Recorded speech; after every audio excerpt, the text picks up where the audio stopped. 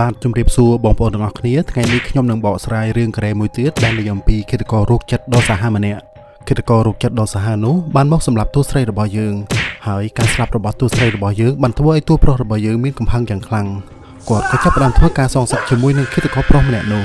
តើសាច់រឿងនឹងទៅជាយ៉ាងណាតើតួប្រុសរបស់យើងអាចសងសឹកឲ្យគូដណ្ដឹងគាត់បានដែរឬទេបាទដើម្បីស្រាយចម្ងល់នេះសូមបងប្អូនតាមដាននិងទស្សនាទាំងអស់គ្នាដើមដំបូងនៃរឿងនេះយើងឃើញថាមាននារីម្នាក់ដែលមានឈ្មោះថា Seon កំពុងតែនិយាយទូរស័ព្ទនៅក្នុងឡានរបស់នាងតែម្នាក់ឯងដោយសារតែឡានរបស់នាងធ្លាយកង់ទើបនាងអង្គុយនៅក្នុងឡានដើម្បីរង់ចាំជាងមកជួសជុលភ្លាមនោះក៏មានបរិសម្នាក់ដែលជាអ្នកបើកឡានឲ្យសាលារៀនបានដើរមកសួរនាងថាតើនាងមានអ្វីឲ្យគាត់ជួយដែរឬទេ Seon ក៏បាននិយាយថាមិនអីទេបន្ទាប់មកបរិសវ័យកណ្ដាលម្នាក់នោះក៏បានតាមសម្ដៅទៅឡានរបស់គាត់វិញតែបន្តិចក្រោយមកបរិសនោះក៏បានយកជញ្ញួរមកវាយឡានរបស់នាងហើយវាយកំក្បាលរបស់នាងឲ្យសន្លប់បាត់ស្មារតីតែម្ដងហើយគាត់ក៏បានអស់នាងទៅកាន់ឡានរបស់គាត់នៅពេលដែល Seon ភ្ញាក់ដឹងខ្លួនឡើងវិញនាងបានសុំអង្វរឃាតកររោគចិត្តម្នាក់នោះកុំឲ្យសម្លាប់នាងពីព្រោះថានាងកំពុងតែមានកូននៅក្នុងផ្ទៃតែទោះបីជានាងខំយំអង្វរយ៉ាងណាក៏ដោយឃាតករចិត្តតែម្នាក់នោះក៏បានយកកាំបិតកាត់ផ្ដាច់ករបស់នាងចោលតែម្ដងខណៈពេលដែលឃាតករកំពុងតែសម្អាតសាកសពរបស់ Seon ជញ្ជាំងភ្ជាប់ពាក្យរបស់នាងក៏បានហូរធ្លាក់ចូលទៅក្នុងលូក្នុងជួរនេះយើងឃើញមានវត្តមានតួប្រុសរបស់យើងដែលមានឈ្មោះថា Kim Soo-eun Kim គឺជាគូដណ្ដឹងរបស់ Seon គាត់គឺជាប៉ូលីសចារកម្មកម្ពុជាម្នាក់របស់ប្រទេសកូរ៉េខាងត្បូងដោយសារតែទទួលដំណឹងថា Seon បានបាត់ខ្លួនក្រុមប៉ូលីសក៏ចាប់ផ្ដើមបើកប្រតិបត្តិការដើររកនាងនៅយប់នោះប៉ូលីសក៏បានប្រទះឃើញសាកសពរបស់ Seon ដែលត្រូវបានកាត់ជាកំណាត់នៅតាមមាត់ទន្លេដោយឃើញមនុស្សដែលខ្លួនស្រឡាញ់បំផុតត្រូវបានឃាតកររោគចិត្តសម្លាប់យ៉ាងសាហាវបែបនេះ Kim ក៏ចាប់ផ្ដើមគម្រោងសងសឹកដោយសម្ងាត់របស់ខ្លួនតែម្នាក់ឯងក្នុងឈុតនេះ Kim ក៏បានមកនិយាយជាមួយនឹងឪពុករបស់តួស្រីដែលធ្លាប់ធ្វើជាមេប៉ូលីសឪពុករបស់តួស្រីបានផ្ដល់ព័ត៌មានសម្ងាត់តាក់ទងជាមួយនឹងអក្រិតជនដែលធ្លាប់បានប្រព្រឹត្តឃាតកម្មទៅឲ្យ Kim គាត់សង្ឃឹមថា Kim នឹងអាចវែកមុខរកឃាតករពិតដែលបានសម្លាប់កូនស្រីរបស់គាត់ Kim ក៏ចាប់ផ្ដើមតាមប្រមាញ់អក្រិតជនទាំងអស់នោះម្ដងមួយខណៈដែលជនសង្ស័យទី1កំពុងតែមើលរឿងអាភារ Kim ក៏បានផ្ដាច់ភ្លើងទូរទស្សន៍របស់គាត់ហើយ Kim ក៏បានចាប់ផ្ដើមរឹតកគាត់និងសួរចម្លើយអក្រិតជនម្នាក់នោះប៉ុន្តែអក្រិតជនម្នាក់នោះបានគ្រវីក្បាលថាគាត់មិនបានធ្វើរឿងទាំងអស់នោះទេមុននឹងចាកចេញ Kim ក៏បានវាយកំទេចអូនតូចរបស់អក្រិតជននោះយ៉ាងដំណំព្រឹកឡើងប៉ូលីសក៏បានមកសួរអក្រិតជនម្នាក់នោះនៅក្នុងមន្ទីរពេទ្យអក្រិតជននោះក៏សារភាពពីបទអក្រិតដែលគាត់ធ្លាប់បានធ្វើកន្លងទៅKim ចាប់ផ្ដើមមកចាត់ការជនសង្ស័យទី2គាត់បានបើកឡានបុកហើយវាយសួរចម្លើយអក្រិតជនទី2នោះដោយអក្រិតជនទី1ដែរអក្រិតជនទី2នេះមិនមែនជាឃាតករសម្រាប់គូដណ្ដឹងគាត់ទេ Kim ក៏ត្រឡប់មកផ្ទះគាត់វិញដើម្បីសម្រាកយកកម្លាំងប៉ុន្តែទោះបីជាគាត់ខំបិទភ្នែកយ៉ាងណាក៏ Kim មិនអាចគេងលក់ឡើយគាត់ក៏បានក្រោកឡើងហើយដើរមកមើលរូបថតអក្រិតជនផ្សេងទៀតក្នុងឈុតនេះយើងឃើញថាឃាតករដែលសម្រាប់តួស្រីរបស់យើងចាប់ផ្ដើមដើរសម្លាប់ស្រីតាមផ្លូវទៀតហើយ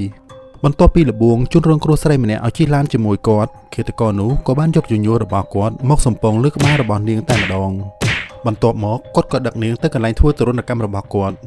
ឃាតករនោះក៏បានកាត់ក្បាលនារីរងគ្រោះឲ្យស្លាប់នៅនឹងកន្លែង Kim ក៏បានមកដល់ផ្ទះកំណើតរបស់ជនសង្ស័យទី3ឪពុកម្ដាយរបស់អក្រិតជនទី3មិនបានដឹងអំពីដំណឹងរបស់កូនប្រុសគាត់ឡើយតែកូនប្រុសរបស់ឃាតករក៏បានប្រាប់ Kim អំពីកន្លែងដែលឪពុករបស់ខ្លួនកំពុងតែរស់នៅ Kim ក៏បានដើរមកដល់ផ្ទះជនសង្ស័យទី3នោះហើយគាត់ក៏ចាប់ផ្ដើមធ្វើការឆែកឆេរ Kim បានរកឃើញគ្រឿងរបស់ស្រីជាច្រើនតែគាត់មិនបានរកឃើញអីវ៉ាន់របស់គូដណ្ដឹងរបស់គាត់ទេគាត់ក៏បន្តដើរទៅកាន់ខាងក្រោយផ្ទះរបស់ជនសង្ស័យ Kim ក៏ប្រទះឃើញជនជាតិគូដណ្ដឹងរបស់គាត់នៅក្នុងលូនៅខណៈពេលនេះដែរឃាតកររោគចិត្តរបស់យើងកំពុងតែដឹកកូនសិស្សចេញពីសាលារៀនដោយឃើញកូនសិស្សស្រីម្នាក់នៅតែម្នាក់ឯងឃាតករដ៏សាហាវនោះក៏កើតមានចិត្តចង់ចាប់រំលោភនិងសម្លាប់នាងចោលឃាតករនោះក៏ចាប់ផ្ដើមចាប់នាងទៅផ្ទះរបស់គាត់ខណៈពេលដែលបំរុងនឹងចាប់រំលោភសិស្សស្រីម្នាក់នោះឃាតកររោគចិត្តក៏មានអារម្មណ៍ដឹងថាមានមនុស្សចូលមកផ្ទះរបស់គាត់ឃាតករនោះក៏បានបើកភ្លើងហើយក៏ឃើញវត្តមានរបស់ Kim ឃាតករដ៏សាហាវបានកាន់កណ្ដៀវហើយរត់ចម្លើយទៅសម្លាប់ Kim ប៉ុន្តែ Kim បានវាយគាត់ហើយរត់មុខគាត់ឲ្យសន្លប់នៅនឹងកន្លែង Kim បំរុងនឹងយកដុំថ្មវាយសម្លាប់ឃាតករនោះប៉ុន្តែគាត់គិតថាការសម្លាប់ឃាតករបែបនេះមិនអាចរំសាយកំហឹងគាត់បានទេគាត់នឹងធ្វើទរណកម្មឃាតករដ៏សាហាវនេះបន្តិចម្ដងរហូតដល់វាស្លាប់ Kim ក៏បានបញ្ច្រកឧបករណ៍តាមដានចូលទៅក្នុងពោះរបស់ឃាតករដ៏សាហាវនោះមុននឹងពេលចាកចេញ Kim ក៏បានវាយកំទេចដៃរបស់ឃាតករនោះចោលក្រោយពីឃាតករដ៏សាហាវនោះភ្ញាក់ដឹងខ្លួន គាត់បាននឹងខ្លួនថាបរិសុទ្ធដែលមកវាយធ្វើបាបគាត់នោះគ្មានបំណងចង់ប្លន់សម្លាប់គាត់ទេតែបរិសុទ្ធម្នាក់នោះគ្រាន់តែចង់ធ្វើទរណកម្មគាត់តែប៉ុណ្ណោះខណៈពេលដែលឃាតករនោះកំពុងតែដើរតាមផ្លូវសុំឡានគេជិះតួប្រុសរបស់យើងឃីមបានបើកទូរស័ព្ទរបស់គាត់ដើម្បីតាមដានដំណើររបស់ឃាតករនោះ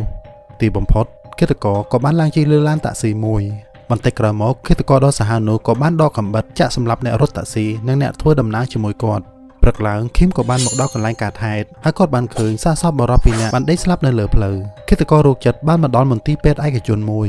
បន្ទាប់ពីពេទ្យព្យាបាលគាត់រួចហើយឃាតករដ៏សាហាវនោះក៏បានចាប់បង្ខំអ្នកគ្រូពេទ្យឲ្យដោះសម្លៀកបំពាក់ចេញមុននឹងឃាតករនោះបំរុងនឹងចាប់រំលោភគ្រូពេទ្យម្នាក់នោះឃីមក៏បានមកដល់ហើយឃីមក៏បានវាយធ្វើបាបឃាតករនោះយ៉ាងដំណំឃីមក៏បានយកកាំបិតវះកាត់សរសៃជើងរបស់ឃាតករនោះចោលតែម្ដងហើយរួចមកតួប្រុសរបស់យើងក៏បានលែងឃាតករនោះឲ្យរត់គេចខ្លួនបន្តទៀតនៅក្នុងជននេះយើងឃើញថាឃាតករដែលបានសម្លាប់គូដណ្ដឹងរបស់ឃីមក៏បានមកស្នាក់នៅជាមួយនឹងឃាតករប្តីប្រពន្ធ2នាក់ឃាតករប្តីប្រពន្ធមួយគូនេះមានចំណងចំណូលចិត្តសម្លាប់នឹងស៊ីសាច់របស់ជនរងគ្រោះនាយប់នោះឃីមក៏បានចូលមកដល់ហើយគាត់ក៏បានកោះចូលក្នុងផ្ទះនោះនៅខណៈពេលដែលឃាតករស៊ីសាច់មនុស្សបំរុងនឹងសម្លាប់ជនរងគ្រោះម្នាក់ទៀតដើម្បីយកសាច់មកធ្វើជាម្ហូបឃីមក៏បានមកទាន់ហើយវាយធ្វើបាបឃាតករនោះយ៉ាងដំណំដោយគាត់បានយកទូលវិសរបស់គាត់ចាក់បាត់ដៃឃាតករឲ្យនៅជាប់លើតុតែម្ដងភ្លាមនោះដែរឃាតករសម្លាប់សេយ៉នក៏បានមកដល់ហើយគាត់ក៏បានតម្រង់កំភ្លើងបាញ់សម្លាប់ឃីមប៉ុន្តែឃីមក៏បានគេចខ្លួនយ៉ាងរហ័សខណៈពេលដែលឃីមកំពុងតែត្រៀមខ្លួនប្រយុទ្ធនៅលើជាន់ទី2ប្រពន្ធរបស់ឃាតករស៊ីសាច់មនុស្សក៏បានលួចវាយគាត់ពីក្រោយខ្នងឃីមក៏បានវាយឃាតករស្រីនោះឲ្យសន្លប់នៅនឹងកន្លែងបន្តិចក្រោយមកឃាតករស៊ីសាច់មនុស្សក៏បានឡើងមកតាមសម្លាប់ឃីមតែឃីមបានវាយឃាតករនោះហើយសំពងក្បាលរបស់ឃាតករនោះឲ្យសន្លប់យ៉ាងងាយស្រួលឃីមក៏បានឃើញស្រមោលរបស់ឃាតករដែលសម្លាប់គូដណ្ដឹងរបស់នាងដែលមានដៃកាន់កំភ្លើង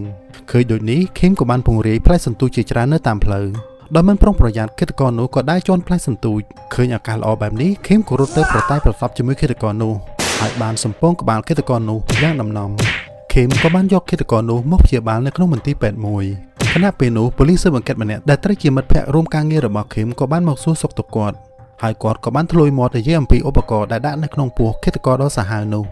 ឃាតករនោះបានលួចស្ដាប់ដឹងការពិតឃីមក៏បានដោះលែងឃាតករនោះឲ្យមានសេរីភាពម្ដងទៀតហើយឃាតកររោគចិត្តនោះក៏បានដើរទៅទិញថ្នាំនៅក្នុងប៉ាម៉ាស៊ីមួយដើម្បីយកមកលេបគោលបំណងនៃការលេបថ្នាំទាំងអស់នេះគឺគាត់ចង់ក្អួតចេញឧបករណ៍តាមដានដែលនៅក្នុងពោះរបស់ខ្លួនឃីមក៏បានជិះឡានទៅកាន់ប៉ាម៉ាស៊ីនោះតែឃាតករនោះបានក្អួតចេញឧបករណ៍តាមដានពីក្នុងពោះរបស់គាត់បាត់ទៅហើយពេលនេះឃីមមិនដឹងថាត្រូវរកឃាតករនោះនៅកន្លែងណានោះទេទន្ទឹមនឹងគ្នានោះដែរឃាតកររោគចិត្តដ៏សាហាវម្នាក់នោះក៏បានតែសារភាពប្រាប់ប៉ូលីសហើយគាត់បាននិយាយថាគាត់នឹងចូលខ្លួនឲ្យប៉ូលីសចាប់ក្នុងពេលឆាប់ក្នុងឈុតនេះឃីមក៏បានមកកាន់មន្ទីរពេទ្យដែលឃាតករស៊ីសាច់មនុស្សកំពុងតែសម្រាប់ព្យាបាលឃាតករម្នាក់នោះបានសើចចំអកដាក់ឃីមនៅពេលដែលឃីមសួរវាអំពីកន្លែងលាក់ខ្លួនរបស់ឃាតករដែលសម្រាប់គូដណ្ដឹងរបស់គាត់ឃាតករស៊ីសាច់មនុស្សបាននិយាយប្រាប់ឃីមដោយត្រង់ថាឃីមមិនគួរណាដោះលែងឃាតករនោះម្ដងហើយម្ដងទៀតនោះទេព្រោះឃាតករនោះនឹងទៅសម្លាប់គ្រួសាររបស់ឃីមចោលទាំងអស់តែម្ដងហើយរួចមកគាត់នឹងដើរទៅសារភាពឲ្យប៉ូលីសចាប់ដោយខ្លួនឯងឮដូច្នេះឃីមខឹងយ៉ាងខ្លាំងហើយគាត់ក៏បានចាប់ហែកមាត់និងទាញបំបាក់ធ្គាមរបស់ឃាតករស៊ីសាច់មនុស្សចោលតែម្ដងទៅឃីមក៏បានតែប្រាប់ឪពុករបស់គូដណ្ដឹងរបស់គាត់អំពីគ្រោះថ្នាក់ដែលនឹងមកដល់តែជាអកុសលគាត់មិនបានលើកទូរស័ព្ទនោះទេ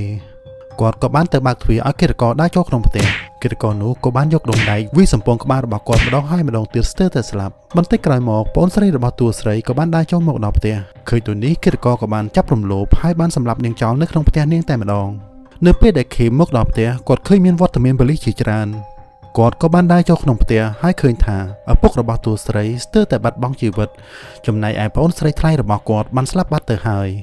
យក្រោយមកឃាតកររោគចិត្តក៏បានតែមកឃីមផ្ទាល់តែម្ដងហើយសើចចំអកដាក់ឃីមថាតើឯងឬក៏អញជាអ្នកឈ្នះនៅក្នុងល្បែងសម្លាប់មនុស្សនេះនៅក្នុងឈុតនេះយើងឃើញថាឃាតកររោគចិត្តក៏បានបើកឡានឈប់នៅកណ្ដាលផ្លូវដើម្បីរងចាំប៉ូលីសមកចាប់ខ្លួនហើយបន្តិចក្រោយមកឃីមក៏បានបើកឡានគៀឃាតករនោះហើយអូសវាចូលទៅក្នុងឡានរបស់គាត់ឃីមក៏បានដឹកយកឃាតករនោះទៅកាន់កន្លែងដែលឃាតករបានសម្លាប់គូដណ្ដឹងរបស់គាត់ឃីមបានចងឃាតករនោះដោយមានកាំបិតកាត់កដ៏ធំមួយនៅពីលើក្បាលរបស់វាឃីមបានសារភាពថាគាត់គួរតែបានសម្លាប់ឃាតករនោះចោលតាំងតែពីគាត់បានជួបឃាតករនោះដំបូងមកម្ល៉េះ